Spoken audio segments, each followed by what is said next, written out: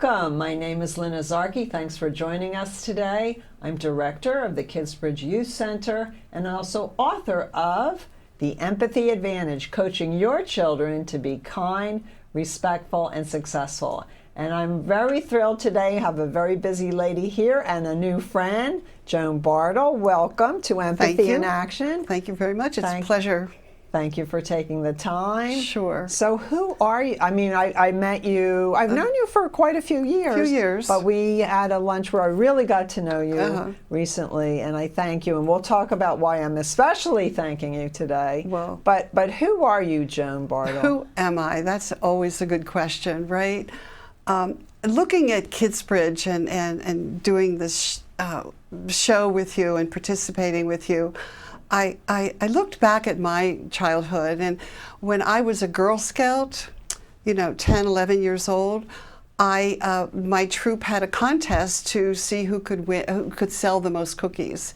And to the best of my recollection, I did. At least I sold a lot of cookies, but it made a difference for me because these people were, almost strangers, neighbors, were saying yes. And giving me a boost and buying 2 and 3 and 4 boxes of cookies. It was so validating, and that's what we all need, especially as young children. So it really, I think when I look back, it spurred my interest in sales and sales management that I later got into, both in broadcast. I worked in radio in Philadelphia when I was in school. And then when I moved to Princeton at Nassau Broadcasting, everybody knows, and of course, that was a pleasure. It was there actually that someone showed empathy, if you call it, where he pointed out a trait that I didn't know I had. That was also very empowering to me to know that somebody noticed that. But anyway, today, and for the last 20 years, I have a business called Payment Management. We manage credit card processing services for small and medium-sized businesses. And like every business, have experienced tremendous growth in volume, as well as technology. Technology is just light years ahead of where it was when I started. Speed, fast, security. So I continue to enjoy that. That's who I am as far as my business life is concerned. So I love that, and I think it's inspiring for our listeners that this experience of success as a young girl, people skills, affirming and feeling successful, that led to some of your successes that you have had throughout your career and today. So thank you for sharing that. Yeah, thank you. So empathy in action, I'm interested in having our listeners walk in the shoes of you and others to give back. And so why, I know you give back, and by the way, Kidsbridge is honoring you this year as one of our 4 honorees at our 15th annual humanitarian celebration. Congratulations to you. Well, it's gone very quickly. Yes. October 19th at Stone Terrace. And so we selected you because you are a person who cares about the community. I know you live in Princeton, but you care about the entire community, greater Mercer County, and that you give back. Can you tell us, share with us why you give, before what you do, but why do you give back? Why are you empathetic, and why are you taking action to help others? Why? It feels good. And it's just like I don't think I do it for the acknowledgement, although along the way, it's nice to be acknowledged, of course, but the people who, like the people who bought my cookies will never know what a difference it made. So I feel that if I can make a difference, whether someone knows about it or if I even know who it is, that's rewarding. That's I don't know, it's just rewarding. Not that I do so much, but whatever I can.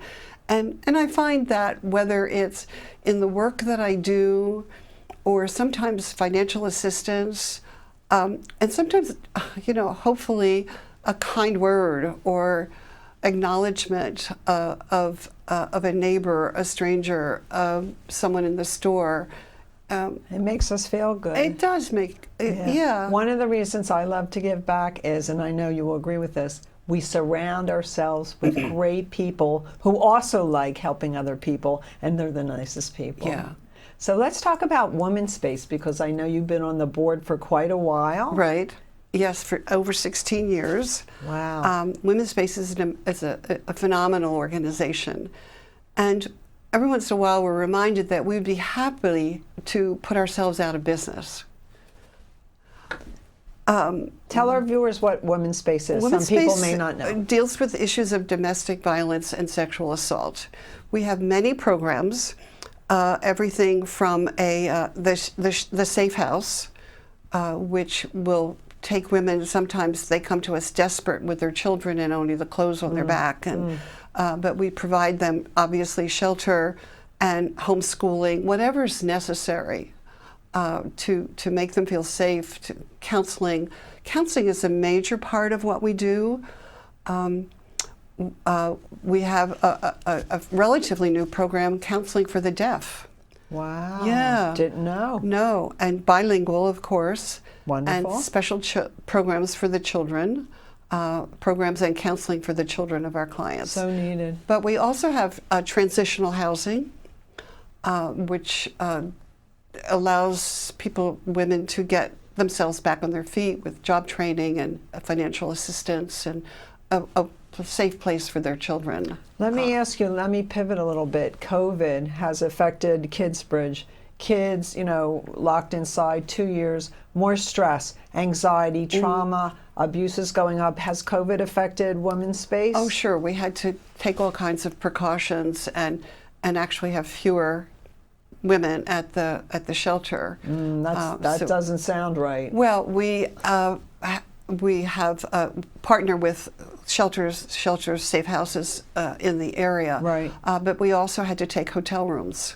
Wow. For them. So you And had then to pivot visit as well. them. Yeah. Kidsbridge had to pivot. Where are the kids? The kids are at home. Right. And as you were very familiar, Kidsbridge at home, we had to follow the kids wherever they went, and we've been Zooming for 2 years. Yeah. So.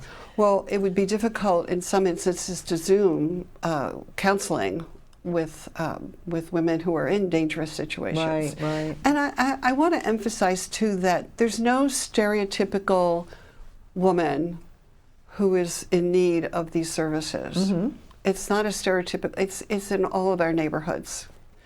So High income, low income. oh, you name it. And so awareness that help is available is really key. And it's like when you see something, say something.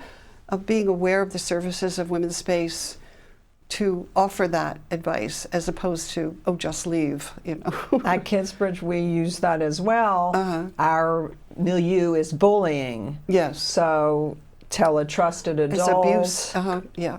Take care of. I could talk about bullying for an hour, but really getting people to be upstanders, stand up and speak out. And so our Kidsbridge mantra, that if we can teach the kids to stand up and speak out young, that when they get to be adults and they see abuse, that they will intervene and call the police, do something.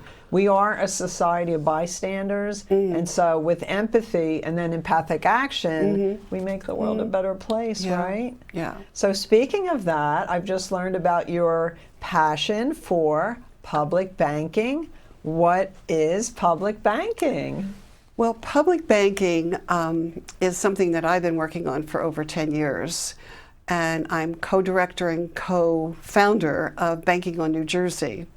So out of that, I'm serving on the Governor Murphy's Public Bank Implementation Board, which is helping guide the process to bring public banking to New Jersey. So what is public banking? It's an opportunity to extend credit into the community that to meet the unmet needs that the big banks, the private banks, don't want any part of.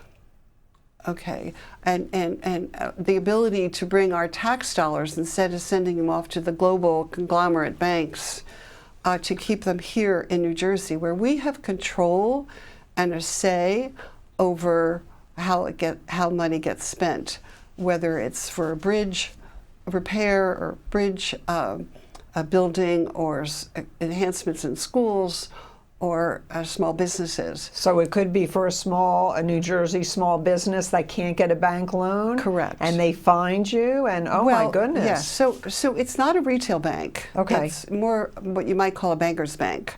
That so we have all the goal is it's not going to compete with the community banks, the local banks. Right. It will be an entity that is governed by the people, for the people, and safely and securely with controls in place. Wonderful. Yeah. So we've been working with the agencies in New Jersey and some other interested parties. There's a 14-member board. Wow. And we've just hired a consultant. So congratulations. Stay tuned. Yeah. That's a lot of work, and this has been 10 years in the making. Right.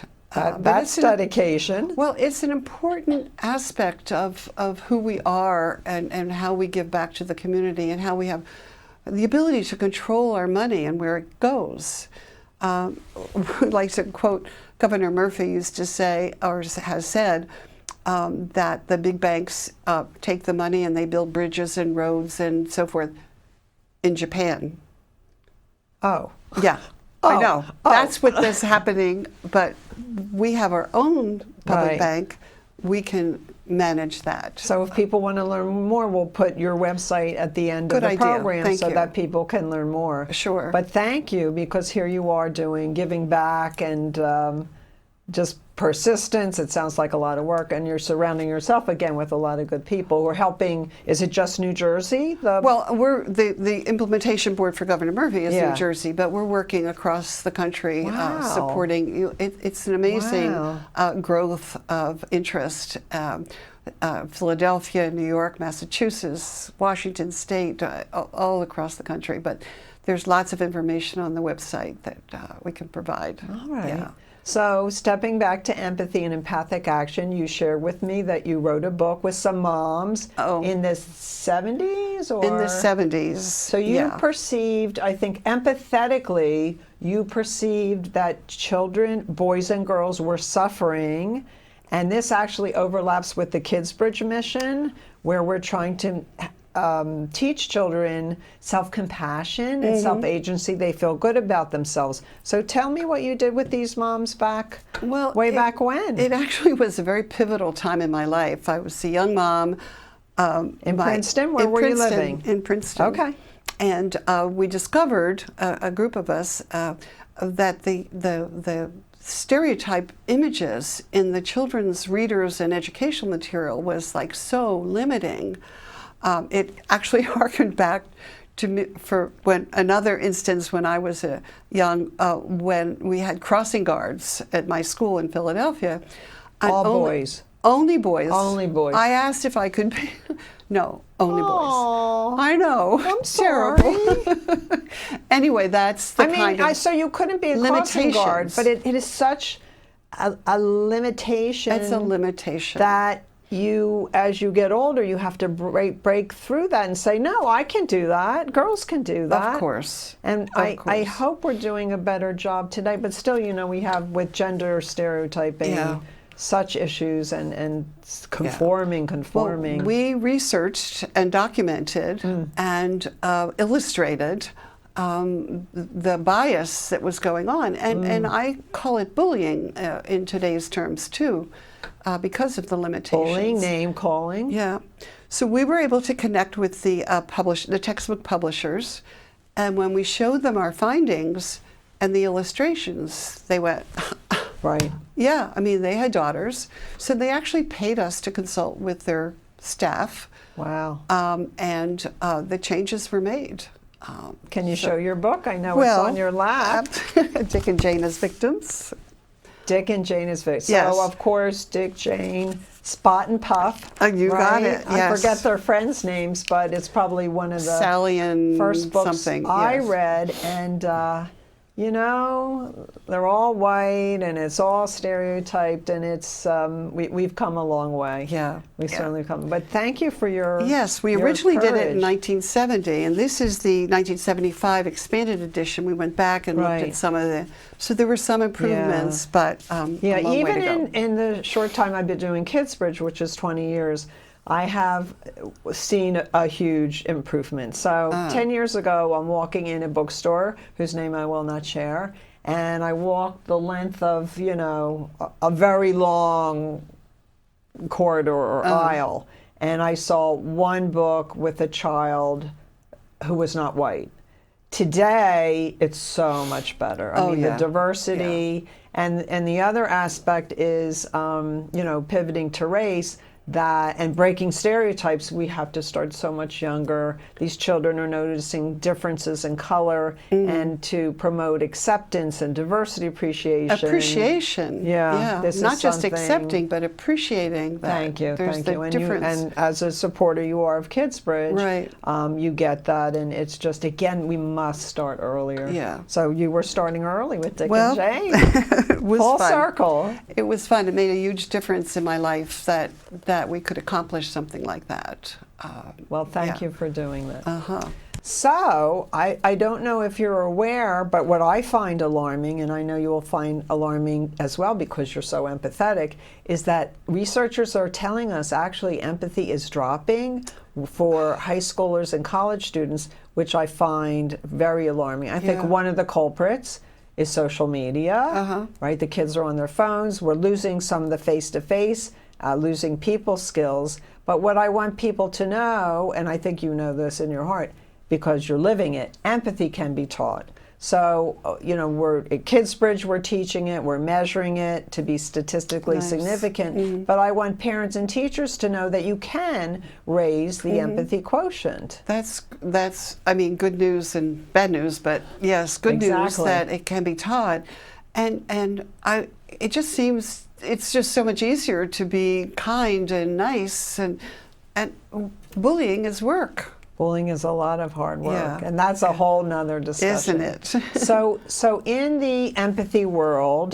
that you are giving back, and I'm giving back, and I know a lot of people listening are, but just taking a step back, we have to start with ourselves, right? Self-compassion. Can you share a little bit about how you take care of yourself or advise others to take care of ourselves? Because before we give back, we have to, right, give from a position of self-agency or self-respect. Yeah, well, I guess I learned early on that it was easier to be nice. And I surround myself with really great friends, great supportive family. I have a nice job. I'm very fortunate, but I do take care of myself with the normal positive thinking, just enjoying and appreciating the blessings I have and the opportunities that I have to give back. And the senses and the healthy bodies and Yeah. healthy minds and All that. exercise, eating, and all Yeah. those sorts of things. So that we have a strong foundation, we can give back to others. So one of the tenets of my book is that it is a step. It's important to give back to others, to feel for others. But then you've got to make that leap, that jump, that bridge to taking action. Can you talk a little bit about, well, let's take Ukraine, for example. Everything from Ukraine and the people, particularly of Poland, but the United States and countries all around the world to support the people, to rescue them, and to hopefully someday help rebuild. It's a travesty for sure. And I think, well, I know that Governor Murphy has a program to bring Ukrainian people to New Jersey, so we can support that. But everything, as far as, you know, what actions can we take is just to appreciate what's going on there. Right. But we're helpless except to give money and to support the program. But encouraging the people listening, a small donation, a box of clothes, so the families, the refugees that are coming to the United States, everybody can do, I think, a little something. A little bit, but that's a big thing. But we also can do things every day, as I've said. Yeah. Maybe online, you know, take action by signing a petition or something. Exactly. You did mention before, in an earlier conversation I had with you, that you volunteered for the Hunger Project. What is that? Yeah, it was a very bold project in 1977 to end world hunger. Wow. I know. It's not a relief organization, it never was, but rather a strategic organization working in villages, particularly with women as catalysts. Like international villages. Well, they started in Africa. Wow. And worked with the women, as I said, who are really the catalysts for bringing the village together. Absolutely. And making sure that the girls got educated. So it's now in 21 countries, and my part, I learned it was really a dramatic time in my life because I learned about hunger, I learned about solutions or some solutions, I learned about Africa, and I went to seminars. I had petitions signed. I had meetings at my house. I gave money. It was an exciting time. And their work continues now, as I said, in 21 countries. So I see you as a family. I know you role model this for your children.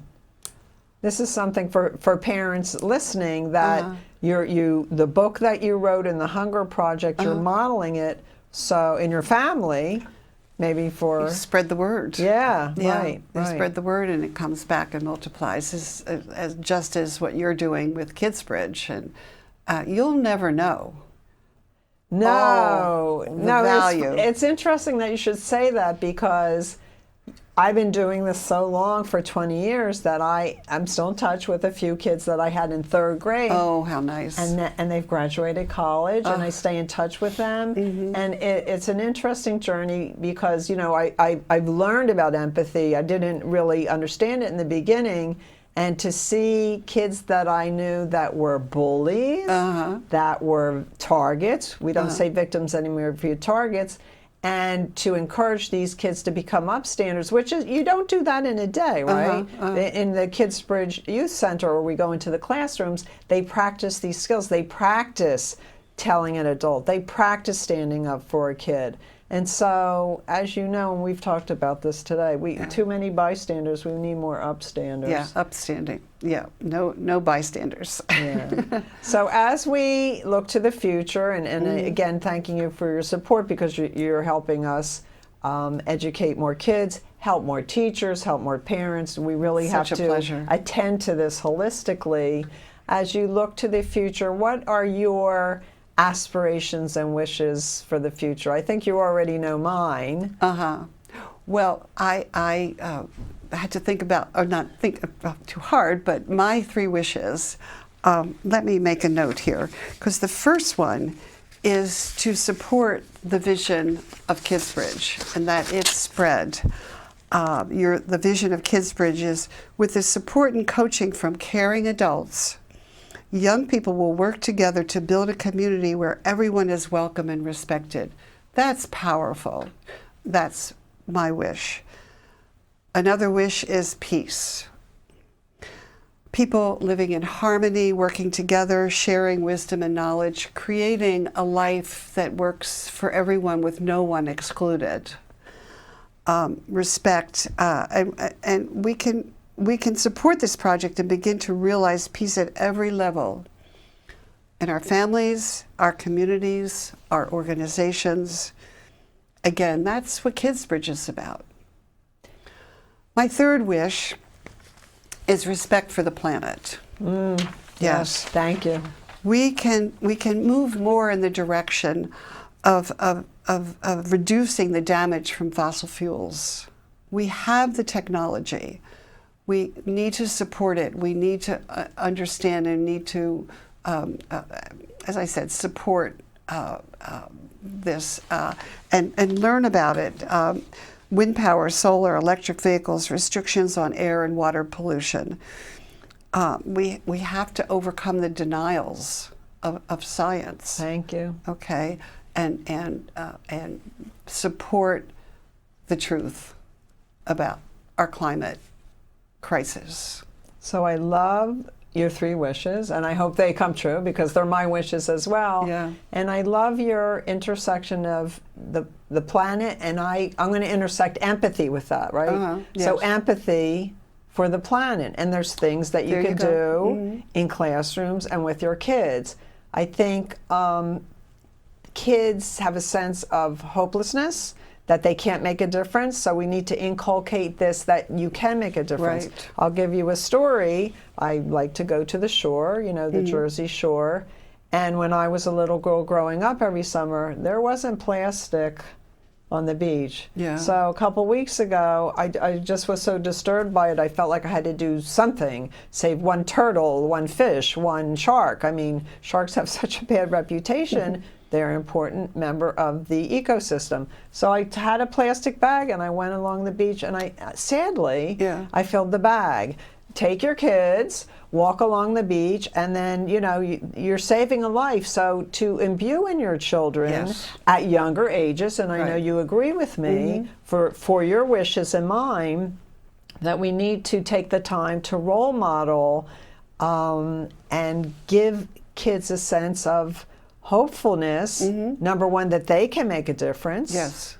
They are empathetic to other people, and then it makes the world a better place for all of us, and that right? their actions are important, that it's to proactively collect trash and clean up. Right, or go online. I think kids can make donations at younger ages, $10, $15. Right? Yeah. There's so much that can be done. Yeah.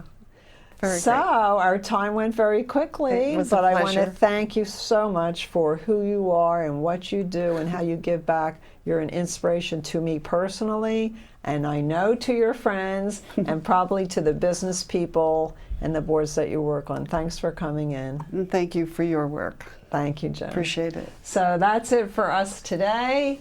Thank you for joining us and meeting wonderful Joan Bartl from Princeton. This is Lynne Azarki, Director of the Kidsbridge Youth Center and author of The Empathy Advantage.